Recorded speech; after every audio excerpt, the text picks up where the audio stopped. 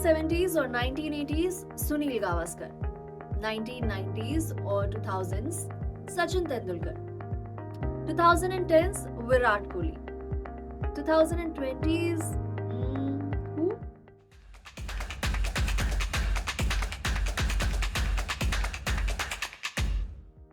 शुभमन का जन्म Indo Pakistan border के पास के एक छोटे से गांव फजिल्का में हुआ था।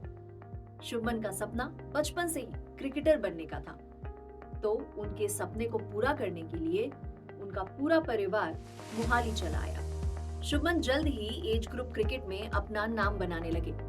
उनके टैलेंट के चर्चे क्रिकेटिंग सर्कल्स में होने लगे। शुभमन ने भी हर मौके को भुनाया, पहले अंडर 19 और उसके बाद इंडिया ए, हर लेवल पर उन्होंने अपनी छाप छोड़ी। अपने कंसिस्टेंट परफॉर्मेंसेस के दम पर शुभमन ने 2019 में अपना ओडीआई डेब्यू किया। फिर इसी साल इंडिया ए के वेस्ट इंडीज दौरे पर तीसरे अनऑफिशियल टेस्ट में टफ कंडीशंस में क्वालिटी पेस बॉलिंग के खिलाफ दोहरा शतक जड़कर अपने पोटेंशियल का लोहा मनवाया। और फिर शुभमन साउथ अफ्रीका और बांग्लादेश के खिलाफ होम टेस्ट सीरीज के लिए भी टेस्ट स्क्वाड में चुने गए। लेकिन डेब्यू का मौका आया 2020 में ऑस्ट्रेलिया के खिलाफ एमसीजी पर। ये 4 टेस्ट मैच सीरीज का दूसरा मुकाबला था। पहले टेस्ट मैच में 36 पर ऑल आउट होने के बाद भारतीय टीम 0-1 से सीरीज में पीछे थी। इस बॉक्सिंग डे टेस्ट मैच के डे 1 पर भारत ने पहले ही ओवर में विकेट गंवा दिया था और PAT Cummins, Mitchell Starc, Josh Hazlewood घातक गेंदबाजी कर रहे थे। इस पहले सेशन में गिल कई बार बीट भी हुए, पर उन्होंने डटे रहकर 45 रन्स की महत्वपूर्ण पारी खेली। इसी सीरीज के गाबा टेस्ट में भी शुभमन ने चेस के दौरान 91 रन्स के साथ बड़ा योगदान दिया। अपने गेम में सुधार लाने के लिए शुभमन कोई भी कसर नहीं छोड़ते। तभी 2021-22 न्यूजीलैंड सीरीज के बाद शुभमन ने अपने मेंटल अप्रोच पर बहुत काम किया। इस सीरीज में शुभमन को स्टार्ट्स तो मिले, पर वो उन्हें बड़े रन्स में तब्दील नहीं कर पाए। उन्हें एहसास हुआ कि ओवर कॉशियस रहने से उन्हें नुकसान हो रहा है। और फिर क्या, चेंज्ड अप्रोच के डिविडेंड्स जल्द ही आने लगे। 2022 में भारतीय टीम के वेस्ट इंडीज दौरे पर शुभमन 3 मैचेस में 205 रन्स के साथ प्लेयर ऑफ द सीरीज रहे। इस सीरीज में उन्होंने स्कोर किया 64, 43, 98 अनबीटन और अपनी सबलाइम बैटिंग से उन्होंने stand in captain Shikhar Dhawan को रोहित शर्मा की याद दिला दी। अब रोहित शर्मा सिर्फ अपने एलिगेंट बैटिंग स्टाइल के लिए ही नहीं, बल्कि अपने बड़े हंड्रेड्स के लिए भी जाने जाते हैं। आखिर अच्छी शुरुआत को बड़ी पारी में तब्दील करने की क्षमता ही तो अच्छे बल्लेबाजों को महानतम बल्लेबाजों की श्रेणी में लेकर जाती है। लेकिन शुभमन के सपने भी कहाँ छोटे थे। ओवर द इयर्स अपने अच्छे प्रदर्शन से शुभमन ने ये तो दिखा दिया था that he belongs to the stage. फिर आया 2023, where Shubman set out to prove that he isn't just there to mark his presence, but also own the stage.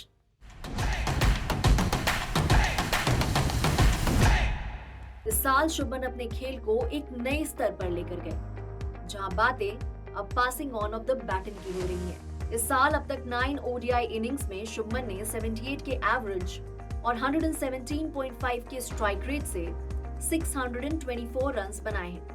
New Zealand के खिलाफ हैदराबाद में शानदार दोहरा शतक जड़ Shubman youngest ODI double Centurion भी बने। वहीं 6 T20I इनिंग्स में उनके नाम रहे हैं 40.4 के एवरेज और 165.6 के स्ट्राइक रेट से 202 रन्स। और इसमें शामिल है अहमदाबाद में न्यूजीलैंड के खिलाफ खेली गई उनकी 126 रन्स की पारी। ये भारत के लिए T20Is में हाईएस्ट इंडिविजुअल स्कोर है। 200 के स्ट्राइक रेट से जड़े गए इस शतक ने शुभमन गिल को T20Is में भी यंगेस्ट सेंचुरियन बना दिया। इसके अलावा इस साल उन्होंने 3 टेस्ट में 51.3 के एवरेज से 154 रन्स बनाए हैं। शुभमन के नाम अब तक केवल 45 इंटरनेशनल मैचेस हैं, लेकिन ऑलरेडी उन्होंने तीनों फॉर्मेट्स में शतक जड़ रखे हैं। शुभमन के अलावा केवल 4 भारतीय बल्लेबाजों ने तीनों फॉर्मेट्स में 100s बनाए हैं। अपने स्ट्रॉन्ग टेक्निक की वजह से शुभमन हर कंडीशन में अच्छा करने की क्षमता रखते हैं। लंबे कद के इस बल्लेबाज का अपराइट स्टैंस उनके शॉट्स को एस्थेटिकली प्लीजिंग बनाता है। वहीं अपने स्टेबल बेस और स्ट्रॉन्ग बैकफुट प्ले के कारण शुभमन के पास अपने शॉट्स को खेलने के लिए एक्स्ट्रा स्प्लिट सेकंड होता है और इसका श्रेय जाता है अपने फॉर्मेटिव ईयर्स में शुभमन की सीमेंटेड विकेट्स पर की गई मेहनत को। जहां आजकल ज्यादातर ओपनिंग बल्लेबाज क्रीज के थोड़ा बाहर खड़े होकर बॉल को स्विंग होने से पहले खेलना पसंद करते हैं, वहीं शुभमन क्रीज में डीप खड़े होकर बॉल को लेट खेलते हैं। स्पिनर्स के खिलाफ डिफेंड करने के लिए वो अपने जायंट स्ट्राइड को आगे लाते हैं और बॉल की पिच तक पहुंचते हैं। वहीं स्पिनर्स को अटैक करने के लिए वो स्टेप आउट करते हैं। इसके अलावा उनके सपल रिस्ट उन्हें square of the wicket dominate करने में मदद करते हैं।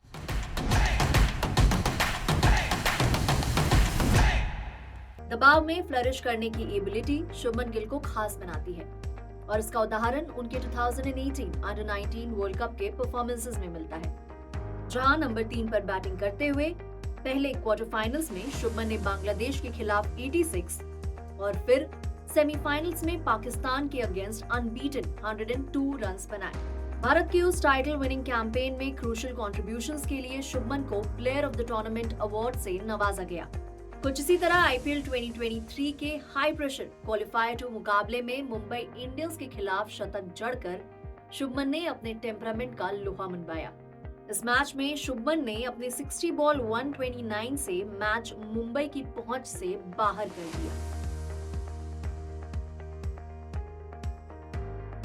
पिछले कुछ सालों से टी20 क्रिकेट में एंकर रोल के रेलेवेंस पर चर्चा चली आ रही है। ऐसे में शुभमन गिल को आईपीएल में सीजन दर सीजन अपने स्ट्राइक रेट के लिए क्रिटिसिज्म का सामना करना पड़ा है।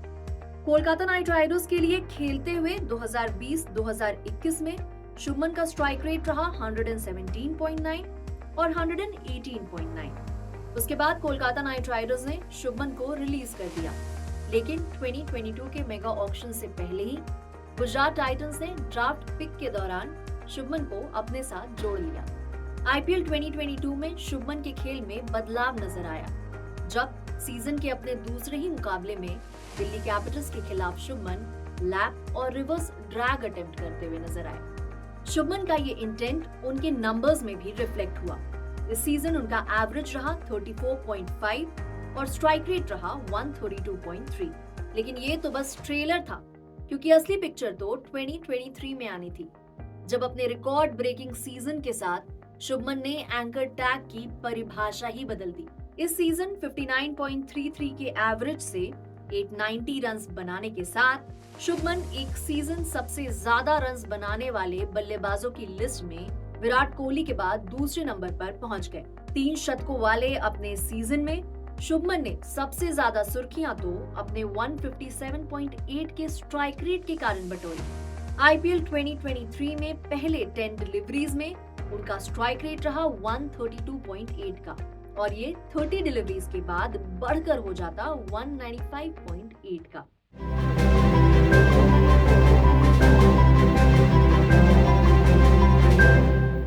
भारत ने हर जनरेशन वर्ल्ड क्रिकेट को बैटिंग सुपरस्टार्स दिए हैं, जिन्होंने ग्रेटनेस के नए पैमाने सेट किए हैं। 2018 अंडर 19 वर्ल्ड कप के दौरान शुभमन गिल और विराट कोहली के शॉर्ट आर्म जैब में पैरेलल्स ड्रॉ किए जा रहे थे। स्पिन के खिलाफ मिनिमल बैकलिफ्ट के साथ शुभमन के खेले गए कवर ड्राइव्स में भी विराट की झलक दिखती है। इस साल आईपीएल के आखिरी लीग मैच में एक तरफ विराट ने आरसीबी के लिए शतक जड़ अपनी क्लास को रीअसर्ट किया, वहीं शुभमन गिल ने चेज में अपने कंपोज्ड 100 से चेज मास्टर कोहली के सामने ही दिखाया कि वो इंडियन बैट्समैनशिप की रिच लेगेसी को आगे ले जाने के लिए तैयार हैं। वैसे आपको क्या लगता है, क्या यह दशक शुभमन गिल का होने वाला है? कमेंट सेक्शन में हमें अपनी राय जरूर बताइए।